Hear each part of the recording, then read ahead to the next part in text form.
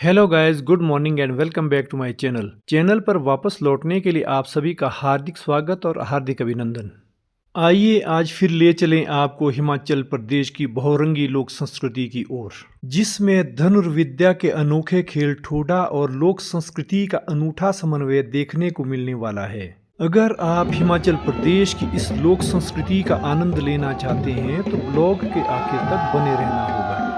शौर्य और पराक्रम से सुसज्जित ऐसी लोक संस्कृति को देखने के लिए और सुनने के लिए आपको ध्यान देने की नितांत आवश्यकता रहेगी। महाभारत कालीन धनुर्विद्या का यह खेल कौरव और पांडव की रणभूमि कुरुक्षेत्र से यह धनुर्विद्या का खेल किस किस तरह से ट्रेवल करता हुआ हिमालय जनपद तक पहुंचा, यह एक विस्मयकारी घटना से कम नहीं है।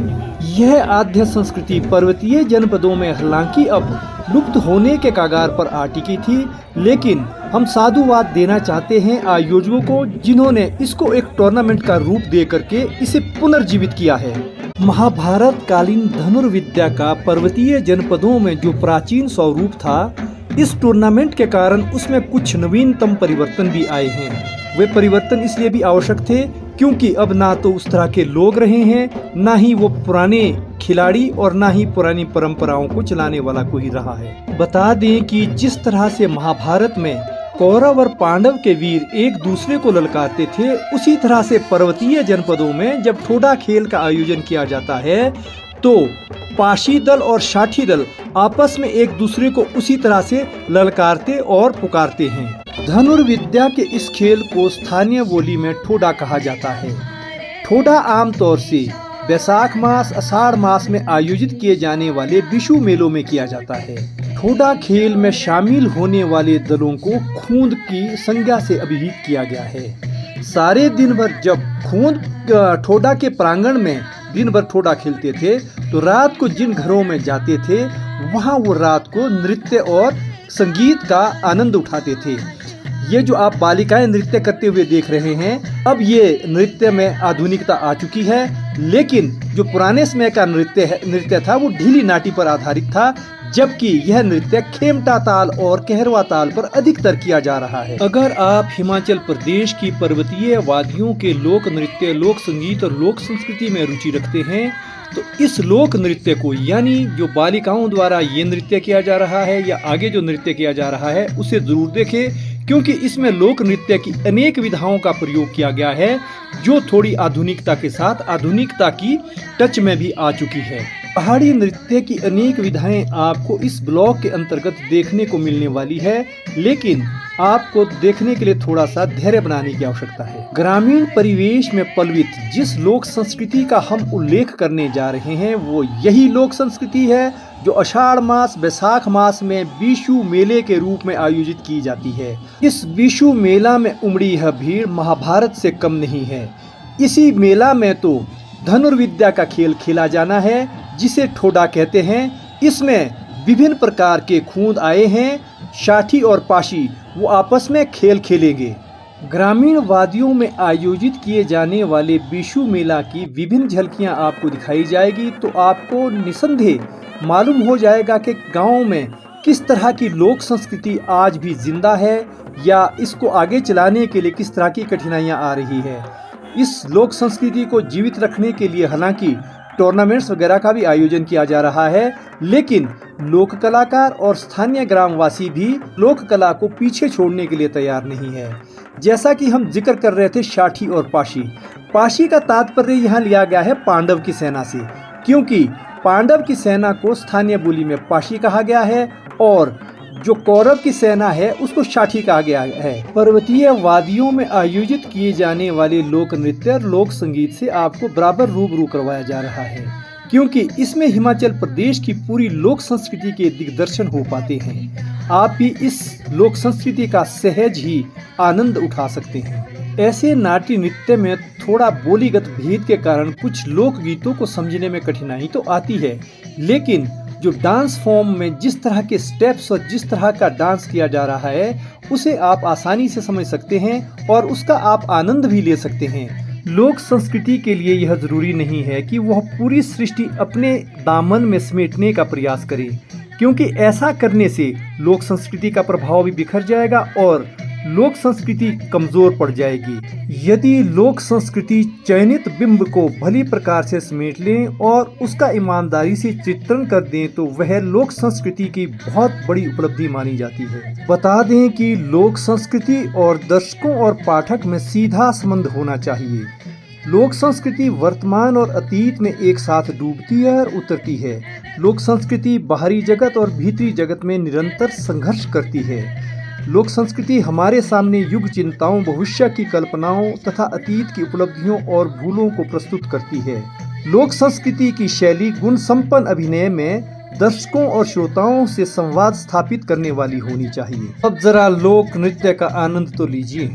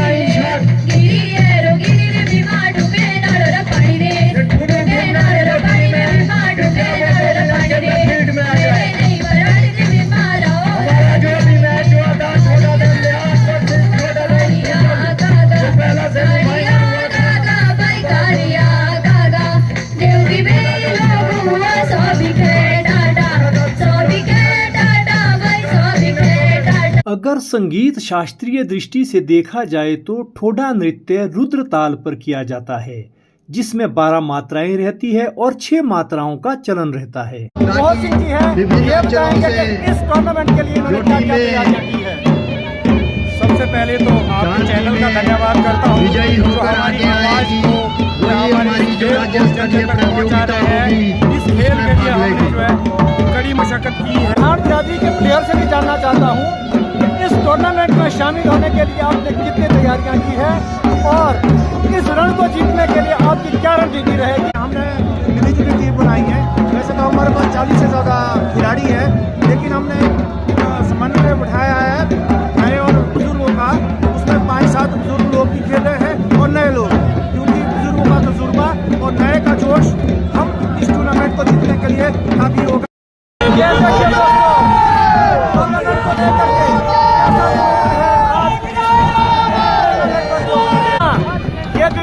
हमारे साथ है, इनका जोश देखिए, जुनून देखिए, किस तरह से ये हिस्सा लेने के लिए आए हैं। इस टूर्नामेंट को लेकर के आप में कितना जोश, कितनी तैयारियां हैं, क्या आप इस टूर्नामेंट को जीत की ओर देखते हैं? देखिए सर, अभी जीत तो खैर बोल नहीं सकते, फिलहाल उम्मीद ये है कि हम ट्राई कर चुके हैं और इस चीज को जीतने की हासिल करते हैं। कितने दिन का अभ्यास है? हमारा अभ्यास कम से कम 2 हफ्ते का। वाह, और इस प्रतियोगिता के लिए ठोडा की 17 टीम आई है। 17 टीम्स में लगातार 1 हफ्ता 2 हफ्ता महीनों से प्रयास कर रही है। अब देखते हैं कि विजयश्री का सेहरा किसके साथ लगता है। हमारे साथ जो टीम है, ये टीम है हमारे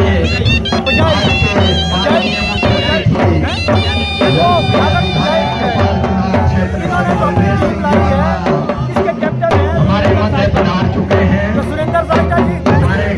सबसे पहले आपसे जानना चाहता हूँ हमारी पारंपरिक वेशभूषा कहाँ चले गई? आपके पास में ये जो ड्रेस देख रहा हूँ, ये तो आधुनिक वेशभूषा है, वो कहाँ है?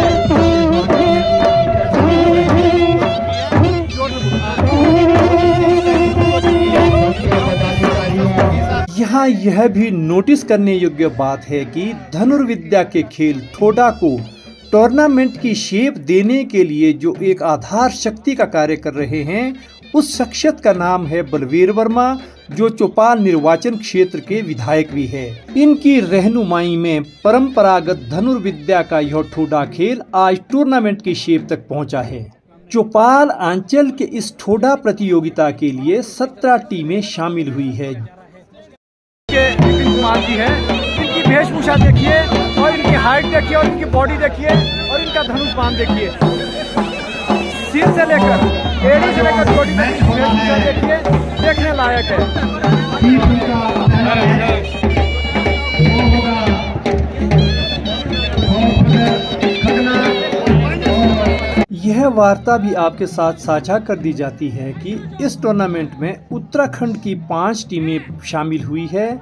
इनका कहना है कि उत्तराखंड में भी ठोडा खेल यानी धनुर्विद्या का यह खेल उसी तरह से प्रचलित है जैसे शेष हिमालय जनपदों में खेला जाता है। देखिए ना, लोक संस्कृति को जब टूर्नामेंट में लाकर आधुनिकता का रूप दिया जा रहा है तो इस तरह का प्लेग्राउंड तैयार किया गया है। हालांकि जो परंपरागत हमारे ठोडा खेल खेला जाता है, धनुर्विद्या का खेल खेला जाता है, उसमें इस तरह के ग्राउंड कदाचित नहीं होते हैं।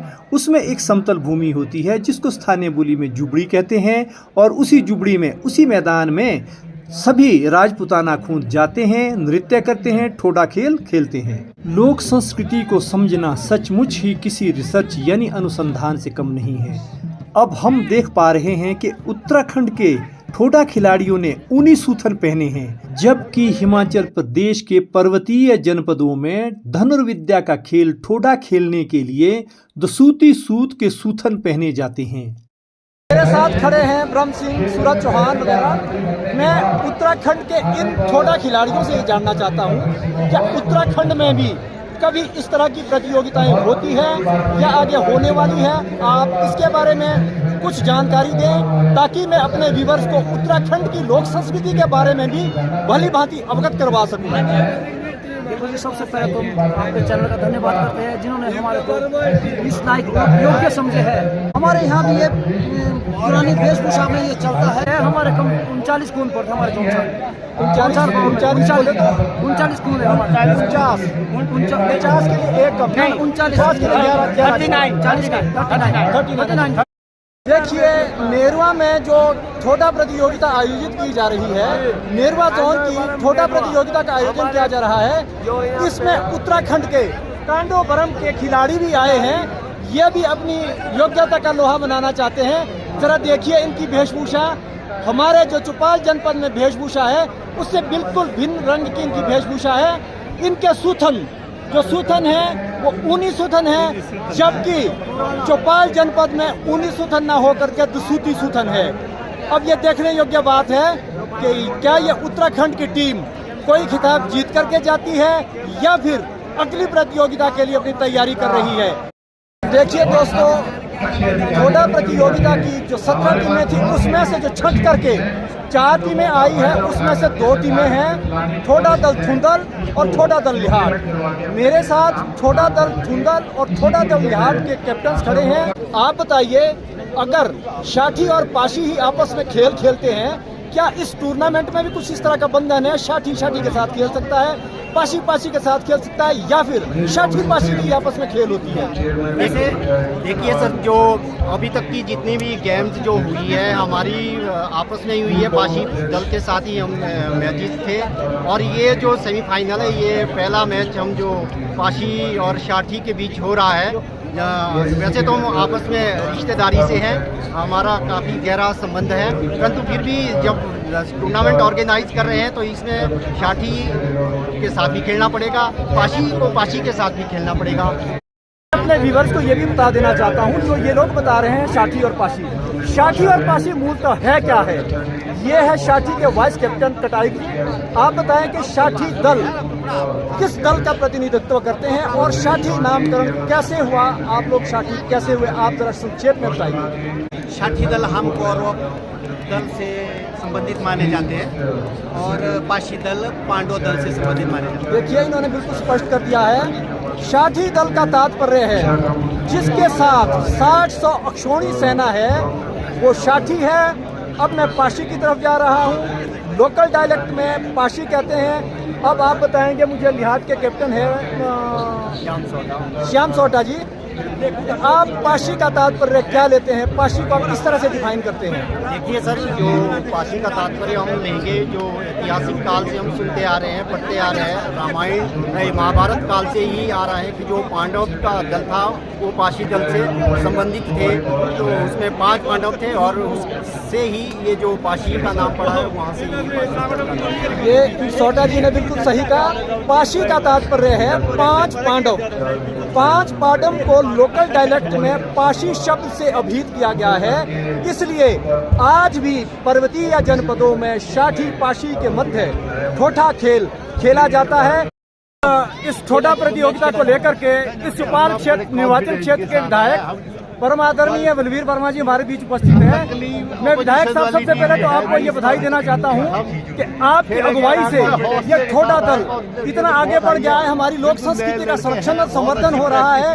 इसके लिए आप और ओम प्रकाश मेहता जी बधाई के पात्र हैं। इस खेल को इसी तरह से आयोजित किया जाएगा या फिर इसको राजा श्रेणी प्राप्त होगा, क्योंकि जो भी लोक संस्कृति या लोक साहित्य या साहित्य जो भी आगे बढ़ा है उसको जब तक राजा श्रेय प्राप्त नहीं होता है तब तक वो फलता फूलता नहीं है। यहाँ मेरा राजा श्रेय से सीधा सीधा तात्पर्य है कि क्या जब आपकी सरकार आएगी तो क्या आप इसको सरकारी तंत्र में भी लाएंगे, क्योंकि ये बहुत आवश्यक हो गया है कि जब तक इसको सरकारी तंत्र में ना लाया जाए तब तक इसकी परिणति का फलसफा हमारे इन प्रतिभागियों के लिए फलदायक नहीं होगा।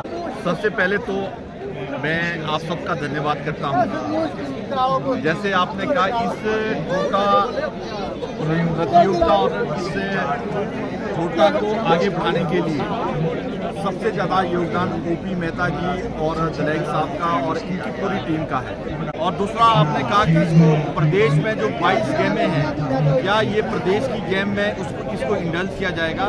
मैं वायदा करता हूँ कि जब भी हमारी सरकार बनेगी इसको 1 महीने के अंदर जो भी कैबिनेट आएगी 1 महीने के अंदर इसको स्टेट की गेम में इंडल्ज करेंगे और स्टेट की गेम से इसको स्टेट से इसको फंड लाएंगे और जिस तरह से सब गेमों को मिलते हैं उसी तरह छोटा को भी स्टेट से फंड मिलेगा। लोक संस्कृति की इस झलक के साथ इस ब्लॉग को यहीं समाप्त कर दिया जाता है, लेकिन लोक संस्कृति पर हम 2 पंक्तियां जरूर कह देना चाहते हैं। नृत्य श्रृंगार रस से परिपूर्ण दर्शकों के मनोभावों को उद्दीप्त करने की एक कोमल कला है। नृत्य कला भावभंगी व अंग संचालन का उत्तेजक ढंग है, गति दर्शन है। कलाकार की इसी भावमयी निष्पत्ति पर दर्शक मंत्रमुग्ध हो उठते हैं। हिमाचल प्रदेश के पर्वतीय जनपदों में प्रचलित बहुरंगी लोक संस्कृति को लेकर आपको यह ब्लॉग कैसा लगा? अगर आपको ब्लॉग अच्छा लगा हो तो वीडियो को लाइक करना और शेयर करना। हमें उम्मीद है कि आप अपना सहयोग और प्यार कमेंट बॉक्स में लिखकर हम तक अवश्य संप्रेषित करेंगे।